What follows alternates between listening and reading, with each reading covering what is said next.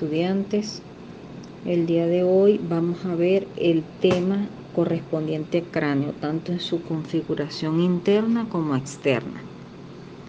En esta unidad, ¿verdad? Que este es el primer tema de la primera unidad, corresponde al cráneo, y vamos a describir y a desglosar los huesos que lo constituyen, sus configuraciones generales, la configuración interna y externa de la bóveda y de la base. Entre los objetivos cabe destacar que debemos describir las características anatómicas, fisiológicas y embriológicas de las diferentes estructuras que lo componen, tanto de cabeza y cuello del ser humano. Entonces vamos a hablar sobre el cráneo, los agujeros de la base del cráneo, las suturas de la calota y del cuero cabelludo.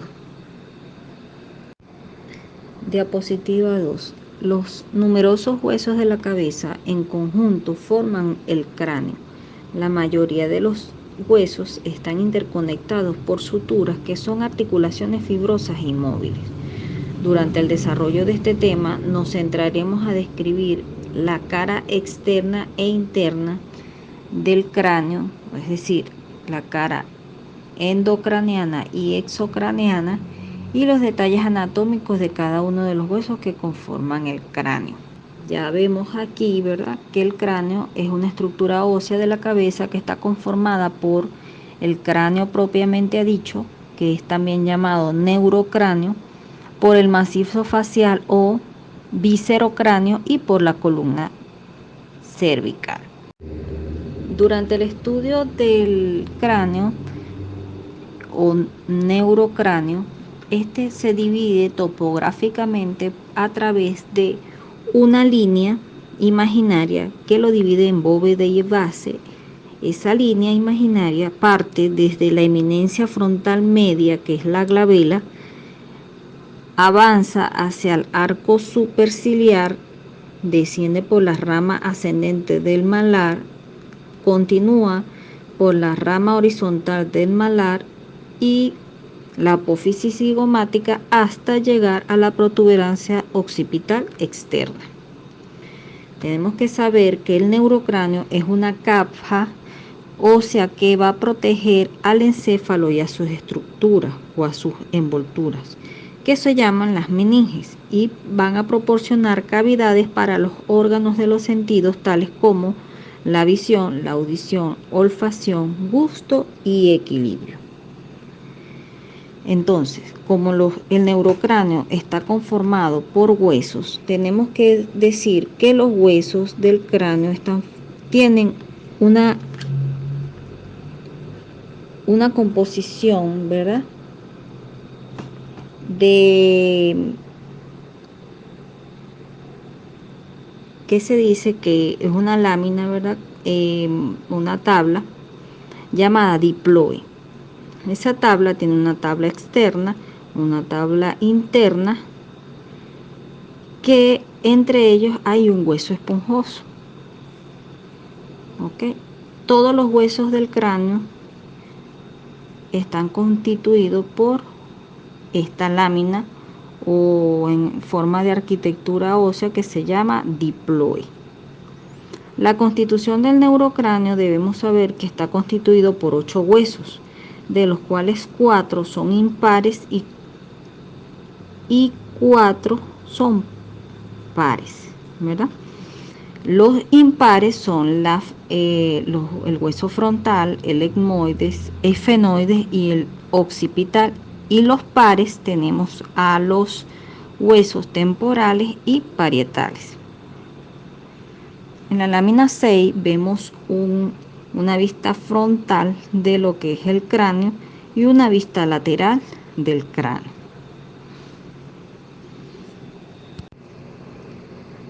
Diapositiva 7 a la 10. El hueso frontal es un hueso impar, central y simétrico que se encuentra situado por delante de los parietales y del efenoides. Se va a articular por debajo con el etmoides, con los huesos propios de la nariz, malares, unguis y maxilar superior, y va a formar parte de la cavidad tanto orbitaria como nasal. En él se describen 3 caras y 3 bordes. En la vista anterior vamos a apreciar en la cara externa, es decir, la exocraneal, vamos a ver una escama del hueso, que es la porción vertical. Esta porción es convexa hacia adelante y corresponde a una región llamada frente, excepto una porción lateral que se orienta más en sentido lateromedial, que es la cara temporal, y forma en esta cara externa anterior, o que corresponde a la región de la frente, se va a encontrar la sutura frontal o metópica. Ella, una vez fusionados el hueso en el medio, ¿verdad?, va a desaparecer en el adulto esa sutura. Por lo tanto, en un adulto normalmente no vamos a conseguir esta sutura. Solamente se ven en los niños prematuros y durante el desarrollo embrionario. Perfecto. Continuando, ¿verdad? Vemos que hacia abajo, por encima de la eminencia de la nariz, se observa una eminencia roma llamada glabela. También vamos a encontrar otros relieves óseos, como son los arcos ciliares, las eminencias frontales, los bordes supraorbitarios. En el borde nasal se va a articular el hueso lagrimal y el hueso maxilar hasta una apófisis prismática triangular oblicua abajo y lateralmente, que es la apófisis cigomática, que está articulada con el hueso cigomático. En lo que es la línea temporal, que está dirigida hacia arriba y hacia atrás, que en el cráneo se va a continuar con la línea temporal superior del hueso parietal y va a delimitar en el frontal una superficie triangular donde se insertan las fibras del músculo temporal. En una vista inferior vamos también a ver la cara exocraneal, también denominada porción orbitonasal. En ella se van a distinguir dos partes, la porción nasal y la porción orbitaria. La porción nasal va a presentar la escotadura etmoidal, que tiene forma de U abierta hacia atrás, que recibe a la cara superior del etmoides. Más ancha adelante que atrás, va a ofrecer una superficie en forma de hemiceldillas, que junto con las hemiceldillas etmoidales van a cerrar los laberintos etmoidales. Entre estas hemiceldillas van a existir dos surcos oblicuos hacia adelante, que son los surcos etmoidales. También vamos a ver los conductos etmoidales tanto anterior como posterior. La rama transversa de esa U va a corresponder al borde nasal. Ese borde nasal va a estar constituido por una superficie dentada que presenta una saliente sobre el plano medio, que es la espina nasal del frontal.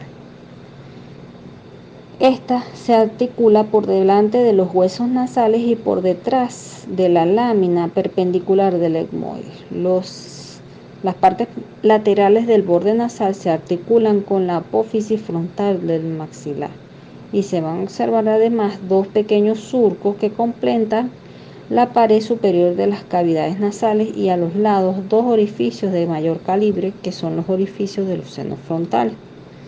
En la porción orbitaria, esta porción es lisa, triangular, con base anterior, amplias, cóncavas, que están dispuestas unas al lado de la otra de la porción nasal y constituye la pared superior de las cavidades orbitales.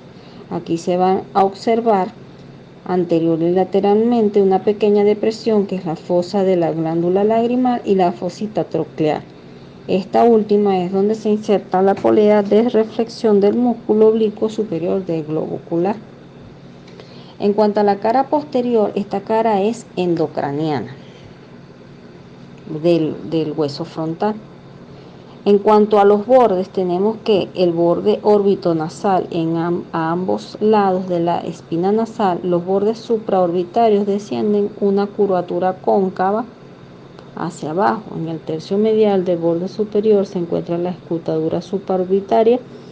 También vamos a ver la apófisis cigomática. En el borde postparietal vamos a ver que es circular y dentado y se va a articular con el borde frontal de los huesos parietales. El borde esfenoidal es delgado, se articula a cada lado de las alas menores del esfenoide y van a presentar en su parte media la escotadura etmoidal. La porción lateral del hueso frontal se va a reunir en tres bordes. Se encuentra una superficie triangular rugosa que se articula con la superficie similar del hueso efenoides. Diapositiva 11 y 12. Hueso etmoides. El hueso etmoide es un hueso único, mediano, simétrico, que se halla situado por delante del esfenoide y por detrás de la escotadura etmoidal del hueso frontal, y va a contribuir a la formación de las cavidades tanto orbitarias como nasales. El etmoide está constituido por una lámina perpendicular y una lámina cribosa que corta a la presente en un punto vecino en su extremo superior, y los laberintos etmoidales, que son los procesos laterales del etmoide, que se desprenden de los extremos de la lámina cribosa. Con respecto a la lámina perpendicular, vamos a ver que se van a distinguir una parte superior intracraneana o endocraneana, que es la crista gallis, la cresta crista gallis, y otra subyacente que participa en la construcción del tabique nasal óseo, que es la lámina perpendicular propiamente dicha. La lámina crista gallis es triangular y vertical y se va a originar en un borde posterior del etmoides. Va a contener el foramen ciego. La lámina perpendicular es delgada y de forma cuadrilátera va a presentar un borde superior que corresponde a la base de la cresta gallis, un borde inferior espeso y rugoso en el que se ve un esbozo de bifurcación donde se aloja la porción cartilaginosa del tabique nasal, y un borde anterior que continúa hacia abajo. Ese borde corresponde a la espina nasal del frontal, y un borde posterior que en su parte superior está bifurcado para recibir a la cresta esfenoidal. En cuanto a la lámina cribosa, es una lámina rectangular alargada que de adelante hacia atrás se articula con la escotadura etmoidal del hueso frontal. En los bordes laterales de la escotadura, la presencia de la cresta gallis divide esta superficie en dos porciones: una porción antero-posterior, que son los surcos olfatorios perforados por numerosos orificios. Sobre la lámina cribosa yacen los giros rectos y los bulbos olfatorios. Por eso es que los orificios pasan los nervios olfatorios, el nervio etmoidal anterior y la arteria etmoidal anterior. La cara inferior de la lámina cribosa forma a ambos lados de la lámina perpendicular parte de la pared superior de las cavidades nasales. Los laberintos etmoidales. Los laberintos de los bordes laterales de la lámina cribosa se proyectan hacia abajo. Son cuboideos aplastados en sentido lateromedial e interpuestos entre la cavidad nasal medialmente y la cavidad orbitaria lateralmente. Ellos van a presentar 6 capas: una cara superior, una cara anterior, una cara posterior, inferior, lateral y medial. Diapositiva 13 y 14. Corresponde al hueso esfenoides. El hueso esfenoide es un hueso impar, mediano, simétrico, situado como una cuña en la base del cráneo, entre los huesos que lo rodean. Presentan un cuerpo central impar y medio, del que se separan las alas menores, las mayores y las apófisis o procesos pterigoides. En el cuerpo del esfenoide se van a distinguir 6 vistas: una vista anterior, inferior, anterior, posterior, laterales. En la vista superior va a formar parte de las fosas craneales anterior, media y posterior. También va a tener 2 salientes transversales que permiten distinguir una parte anterior, media y posterior. En la parte anterior va a estar formada por una lámina de unión de las alas menores, donde se encuentra el yugo esfenoidal. También está el limbo esfenoidal y las alas menores. En la parte media se va a encontrar el surco prequiasmático, los conductos ópticos, la fosa hipofisiaria de la silla turca y el surco carotidio. Este hueso es meramente endocraneal. La parte posterior constituye el dorso de la silla turca. Se encuentran las apófisis o procesos clinoides posteriores, las apófisis clinoides anteriores y la silla turca. En la vista inferior vemos el pico esfenoidal y el canal esfenovomeriano mediano. En la vista anterior vemos la cresta esfenoidal, los senos esfenoidales, las hemiceldillas esfenoidales, más que todas las posteriores. En la vista posterior del esfenoide vemos que se articula con la porción basilar del occipital. En las vistas laterales vemos el surco carotidio, los senos cavernosos y la fisura orbitaria superior. Las alas menores o apófisis ingráceas son triangulares de base medial y horizontal que se implantan a los lados del cuerpo del esfenoide por medio de dos raíces, una superior y una posterior. Ambas delimitan el canal óptico por donde pasan hacia la órbita el nervio orbitario y la arteria oftálmica. Su cara superior forma parte de la fosa craneana anterior y la cara inferior, más pequeña que la superior, constituye la parte más posterior de la cara superior de la cavidad orbitaria y el borde superior de la fisura orbitaria superior. El borde anterior se articula con la porción orbitaria del frontal. Aquí vamos a ver las apófisis clinoides anteriores y el seno esfenoparietal. En las láminas mayores, las alas mayores son de contorno anguloso, fuertemente incurvadas hacia arriba y hacia atrás. Prolongan la parte látero-inferior del cuerpo del esfenoide y se describen tres caras y tres bordes: la cara cerebral, orbitaria y exocraneana.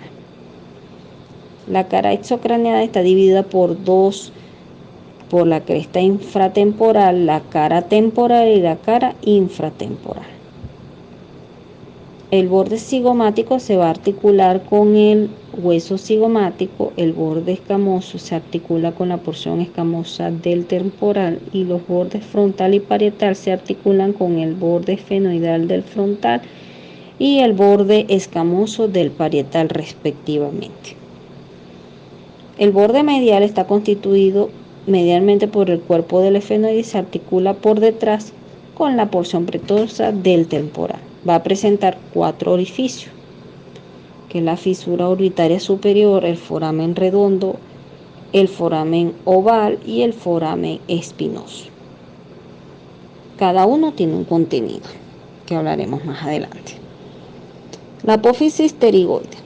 Ella se va a implantar en la cara inferior del cuerpo del esfenoide por medio de dos raíces, una medial y una lateral. Ambas raíces describen o circunscriben el conducto canal pterigoideo, por donde transcurre el nervio del conducto pterigoideo y los vasos que llevan su mismo nombre. La apófisis pterigoide tiene una lámina medial y una lámina lateral. En la lámina medial vemos la fosa pterigoidea, la fosa escafoidea, la fosa escafoidea, la apófisis vaginal, el conducto vómero-vaginal, el conducto palato-vaginal. En el borde inferior de la lámina medial, el gancho de la apófisis pterigoides. Y en la lámina lateral vemos la fosa pterigoidea, donde se va a insertar el músculo pterigoideo lateral y los procesos pterigoespinosos. También se van a formar el canal palatino mayor, la escotadura pterigoidea, la apófisis piramidal del palatino, y en la fosa pterigoidea va a estar comprendida entre las dos láminas. Es más profunda que la parte inferior y su pared medial presenta rugosidades y crestas de inserción para el músculo pterigoideo interno. La mayor parte del hueso esfenoide, ojo con esto, es intracraneal o endocraneal. Solo parte de las alas mayores del esfenoide se describen como una porción exocraneal, mientras que el hueso etmoide es netamente endocraneana. Diapositiva 15 y 16. Corresponde al hueso occipital. El hueso occipital es un hueso único, mediano y simétrico que corresponde a la parte posterior inferior del cráneo. En él se describen dos caras y dos bordes que los unen. Una cara posterior inferior que es exocraneana y convexa, donde se puede observar el foramen magno y por donde pasan las raíces nerviosas de los nervios accesorios, las arterias vertebrales y la transición médula espinal. Se pueden distinguir tres porciones en esta cara posterior inferior. Por delante del foramen magno se va a extender la porción basilar. Se va a ver el tubérculo faríngeo, la fascia faringo-basilar y el músculo constrictor superior de la faringe. Este tubérculo presenta hacia atrás rugosidades que se insertan en los músculos, tiene inserciones musculares como son las crestas musculares. Por detrás del foramen magno se va a encontrar la escama del occipital, la cresta occipital externa, la protuberancia occipital externa y las líneas nucales superiores e inferiores, así como la apófisis yugular. A cada lado del foramen magno se observan eminencias articulares, como son los cóndilos del occipital, las carillas articulares superiores e inferiores y la fosa condílea. También se observa el canal del nervio hipogloso. En la cara anterosuperior, porque dijimos que eran dos caras, ¿verdad? Una cara posterior inferior que ya hablamos y la cara anterosuperior. La cara anterosuperior es endocraneana o intracraneana y cóncava. En ella se distinguen por delante del agujero magno un canal cóncavo donde se ve que recibe el nombre de declivus, y se va a observar el surco del seno petroso inferior. Por detrás del foramen magno se va a encontrar la escama del occipital, que está dividida en cuatro fosas, dos superiores o cerebrales que alojan los polos occipitales del hemisferio cerebral y dos inferiores o cerebelosas que alojan la parte posterior de los hemisferios cerebelosos. En el punto de reunión de estas cuatro fosas se encuentra la eminencia cruciforme, la protuberancia occipital interna y la confluencia de los senos o prensa de erófilo. La rama horizontal se halla representado por el surco del seno transverso, también por la parte superior por el surco del seno sagital superior, y se continúa con la cresta occipital interna. En la cresta se observa la hoz del cerebelo. A cada lado del foramen magno se va a ver el tubérculo yugular, el conducto del nervio hipogloso, el surco del seno sigmoideo y la apófisis yugular, así como también las fosas cerebelosas. En los bordes landoideos superiores se encuentran con los parietales a veces la presencia de los huesos suturales wormianos que interrumpen su continuidad. Los bordes mastoideos van a ver la apófisis yugular, el surco del seno sigmoides y la escotadura yugular o foramen yugular. Hueso parietal. El hueso parietal es un hueso par, o sea, hay uno de a cada lado, Está situado por detrás del hueso frontal, por encima del temporal y por delante del occipital. Ella ocupa la porción látero superior de la calvaria o de la bóveda craneana y es de forma cuadrilátera. En ella se van a distinguir dos caras, 4 bordes y 4 ángulos. La cara externa, que es exocraneana y convexa, muestra en la parte media una saliente, que es la eminencia parietal.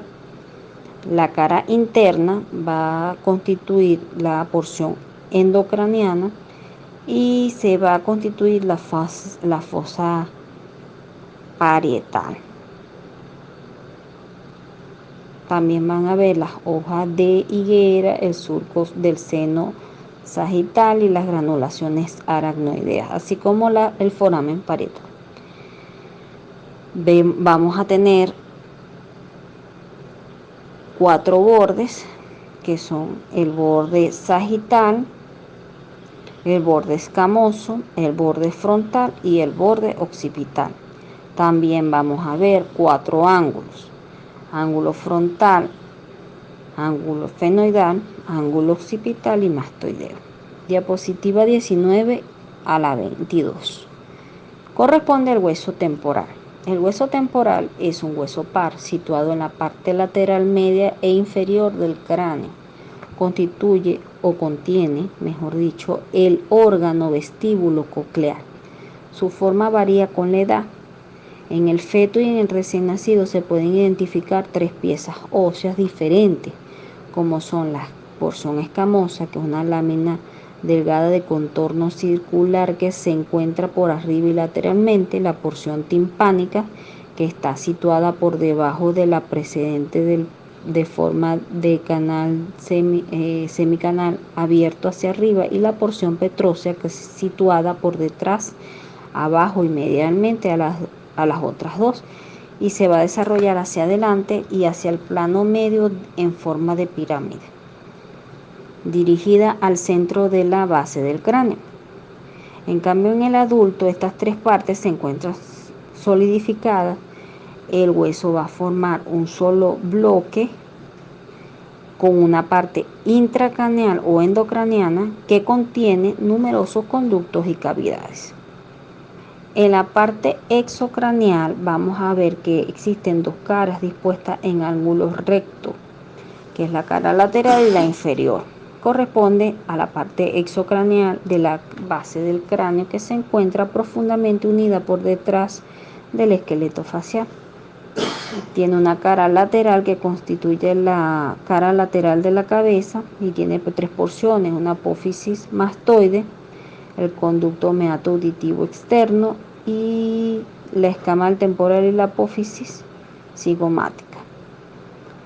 La apófisis mastoide es una pirámide ósea que se articula por detrás y por arriba del hueso occipital. Su cara externa se puede dividir en 2 partes, una posterior y una anterior. La posterior, con numerosas rugosidades para insertarse músculos, y el foramen mastoideo para la vena emisaria mastoidea, que une el seno sigmoides con las venas del sistema yugular. La porción anterior, separada de la presente de la sutura petroescamosa externa, es una de las cosas más importantes que pueden ver. El conducto meato auditivo externo está constituido por un hueso seco por 2 partes, una inferior excavada de la porción timpánica y que representa las 3/4 partes del canal, y una superior excavada en la parte inferior de la porción medialmente y algo hacia adelante, en cuyo fondo se dibuja el surco timpánico, donde se inserta la membrana timpánica. Por detrás del conducto auditivo externo toma contacto con la cara anterior de la mastoide y se encuentra la fosa mandibular. La porción escamosa del temporal y apófisis cigomática ocupan la parte anterior de la cara externa. Por arriba, por su borde superior redondeado y convexo, se une al parietal y al ala mayor del efenoide. Presta inserción al músculo temporal y por debajo se va a encontrar la apófisis cigomática, el tubérculo articular, el tubérculo cigomático posterior y el tubérculo articular. En la cara inferior vamos a ver que está constituida por las tres porciones, la petrosa, la timpánica y la escamosa. La porción petrosa presenta una serie de accidentes dispuestos a partir de la punta de la apófisis o procesos mastoides mediales a la mastoide, y se encuentra la incisura mastoidea, el surco de la arteria occipital, la apófisis estiloide, el foramen estilomastoideo, la fosa yugular, el nervio facial, y el bulbo superior de la vena yugular interna, el orificio externo del conducto carotidio y el conductillo timpánico. En la porción timpánica vamos a ver que se encuentra con una superficie regular y constituye la pared inferior del conducto meato auditivo externo, la apófisis vaginal de la apófisis estiloide. Y en la porción escamosa vamos a ver que presenta la fosa mandibular, el tubérculo articular, la fisura petrotimpánica, la cuerda del tímpano y el tubérculo articular. El conducto músculo-tubárico. Así que este conducto está excavado en la porción petrosa y se dirige hacia adelante y lateralmente hacia la caja del tímpano. Está dividido por el conducto para la trompa auditiva y el conducto para el músculo tensor del tímpano. Ok, ya con esto terminamos el estudio de cada uno de los huesos que conforman el cráneo. Ahora vamos a ver los agujeros de la base del cráneo. Al principio de la clase dijimos que el cráneo estaba dividido por una línea imaginaria, ¿verdad?, que partía desde la eminencia frontal media o glabela, pasaba por el arco superciliar, la rama ascendente del malar, la rama horizontal del malar, la apófisis cigomática, hasta llegar a la protuberancia occipital externa. Esa línea imaginaria va a dividir el cráneo, en este caso neurocráneo, en dos porciones. Una superior, que es llamada bóveda calvaria, y una parte inferior que se llama base del cráneo.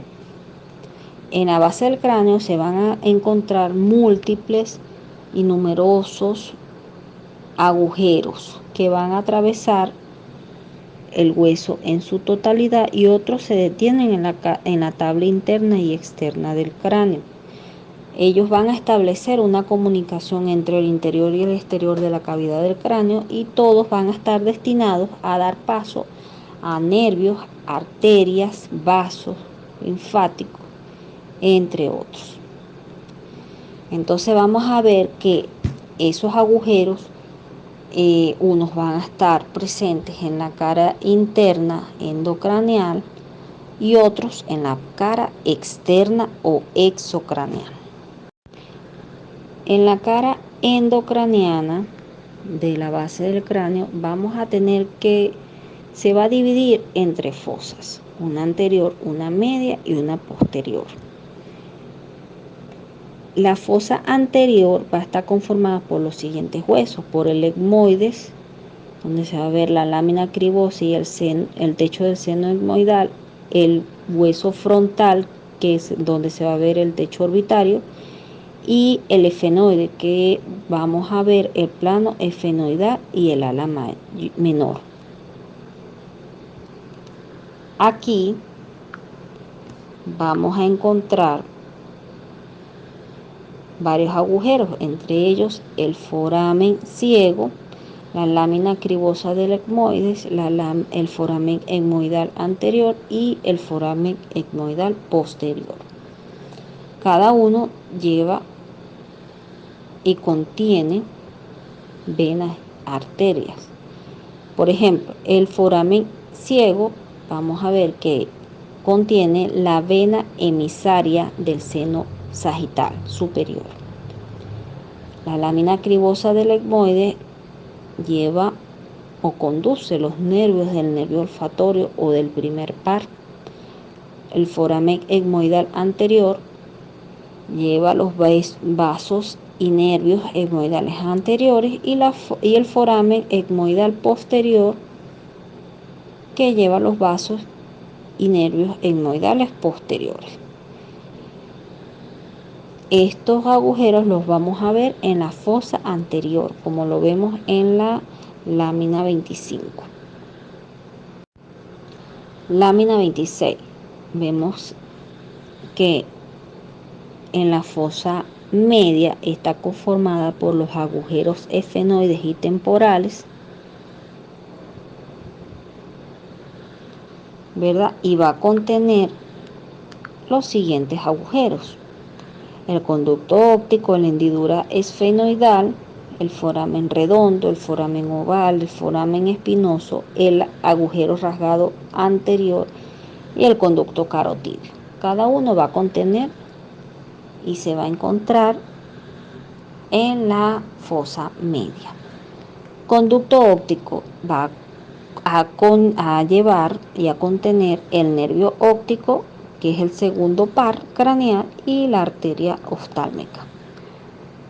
La hendidura esfenoidal va a contener lo que es también llamada fisura orbitaria superior, va a contener el nervio oculomotor o tercer par, el nervio troclear, que es el cuarto par, el nervio oftálmico del nervio trigémino, rama del quinto par, el nervio abducen, que es el sexto par, y la vena oftálmica tanto superior como inferior. El foramen redondo o agujero redondo contiene al nervio maxilar, rama del nervio trigémino o quinto par. El agujero oval o foramen oval va a contener al nervio mandibular, rama del nervio trigémino, quinto par, y la arteria meningia accesoria. El agujero espinoso va a contener al ramo meningio del nervio mandibular y los vasos meningios medios. El agujero foramen rasgado anterior, ocupado por tejido fibroso que atraviesa los nervios petroso mayor y profundo, así como el conducto carotídeo que conlleva o contiene la arteria carótida interna. Lo vamos a ver cada uno de estos agujeros en la diapositiva número 27. Lámina 28. Fosa posterior de la base del cráneo está conformada por los huesos occipital y temporal. En ella vamos a contener varios agujeros, tanto así como lo vemos en la fosa anterior y en la media. En ella vamos a nombrarlos, que es el foramen magno, que va a contener la médula oblonga o bulbo raquídeo, las ramas meningias de las arterias vertebrales, los ramos espinales de los nervios accesorios.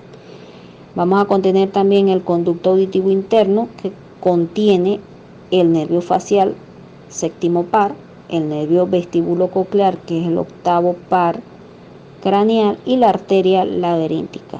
El agujero o foramen yugular, este agujero se va a dividir en dos porciones. En su porción anterior va a tener el nervio glosofaringeo, que es el noveno par, el nervio vago o neumogástrico, que es el décimo, y el nervio accesorio o espinal, que es el onceavo. En su porción posterior va a llevar o va a contener a la vena yugular interna. El foramen del hipogloso, el agujero del hipogloso, contiene el nervio hipogloso, que es el 12º par. Cada uno de estos nervios los vemos graficados en la lámina 29. Lámina 30 a la 32. En estas láminas vamos a estudiar, así como los agujeros de la fosa endocraniana, vamos a ver los agujeros de la cara externa de la base craneana y vemos cómo son llamados, que es la fosa incisiva, que va a contener a los vasos y nervios nasopalatinos, el conducto palatino mayor, el conducto palatino menor, el agujero rasgado anterior, el agujero oval, el agujero espinoso, el agujero o conducto carotídeo, el foramen estilomastoideo, la foramen yugular, el foramen mastoideo, el conducto del nervio hipogloso y el foramen magno. Cada uno de ellos va a contener, por ejemplo, la fosa incisiva va a contener a los vasos y nervios nasopalatinos. El conducto palatino mayor va a contener los vasos y nervios palatinos mayores, el conducto palatino menor a los nervios y vasos palatinos menores, el agujero rasgado anterior ocupado por tejido fibroso que atraviesa los nervios petroso mayor y profundo, el agujero oval contiene el nervio mandibular, rama del nervio trigémino quinto par, la arteria meningia accesoria, el agujero espinoso que contiene el ramo meningio del nervio mandibular, vasos meningios medios, el conducto agujero carotídeo que contiene a la arteria carótida interna, el foramen estilomastoideo que contiene el nervio facial, que es el séptimo par, y el foramen yugular con su porción anterior y posterior, el foramen mastoideo que conlleva la vena emisaria mastoidea y arteria meningia posterior, el conducto del nervio hipogloso que contiene el nervio hipogloso y el foramen magno que contiene la médula oblonga o bulbo raquídeo, ramas meningias de las arterias vertebrales y los ramos espinales de los nervios accesorios. Lámina 33 a la 35.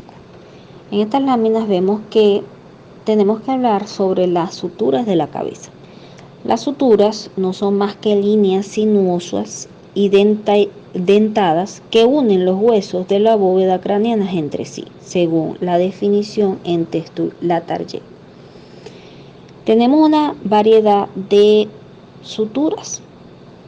En la bóveda craneana se dan a distinguir lo que es la sutura sagital, que se encuentra entre los dos huesos parietales, la sutura metópica o medio frontal, que se encuentra entre las dos mitades del hueso frontal, la sutura coronal o frontoparietal, que se da entre el hueso frontal y los parietales, la sutura landoidea, que se da entre el hueso occipital y la porción posterior de los parietales, y unos puntos donde son de confluencia de suturas, como son el terion y el asterion.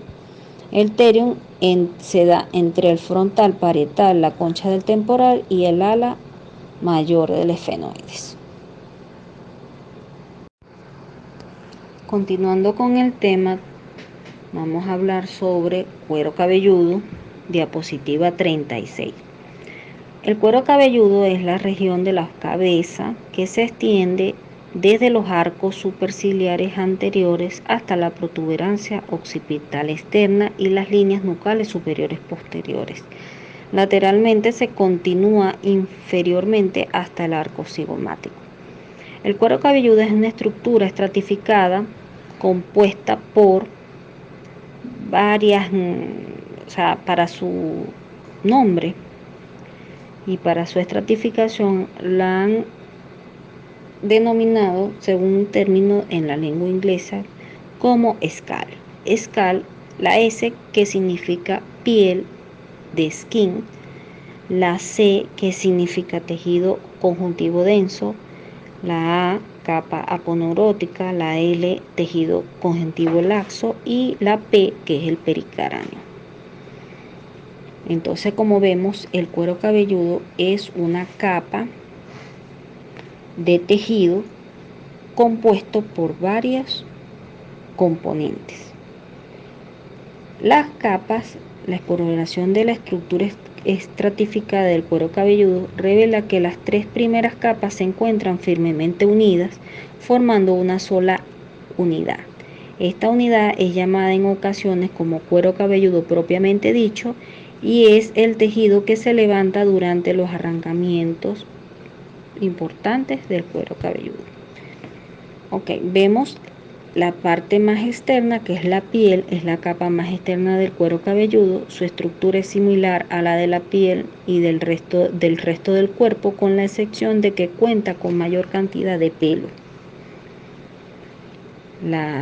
La capa que le sigue es la de tejido conjuntivo denso, que se encuentra por debajo de la piel.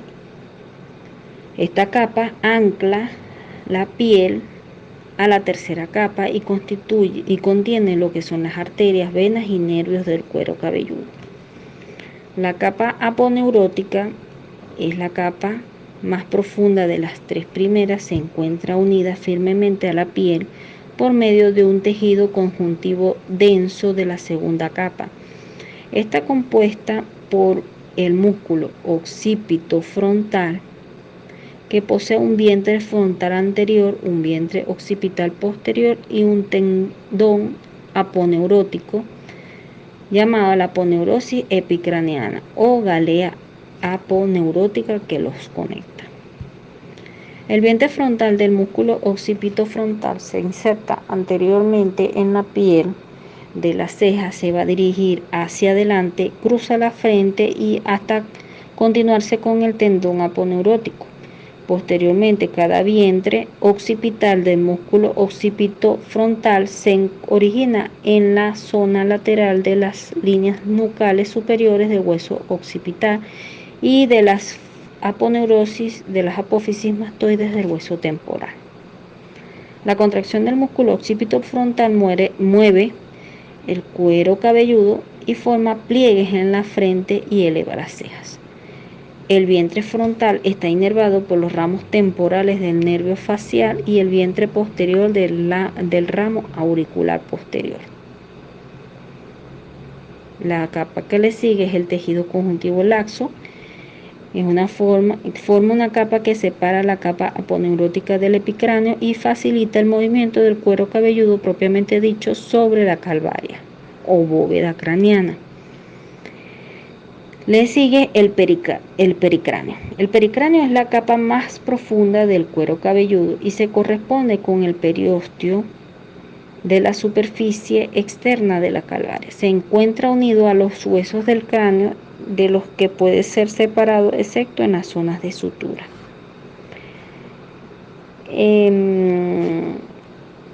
La inervación del cuero cabelludo tenemos que tiene una inervación sensitiva que depende de dos fuentes principales, lo de los nervios craneales y de los nervios cervicales, según sea la localización anterior y posterior de las orejas y al vértice de la cabeza.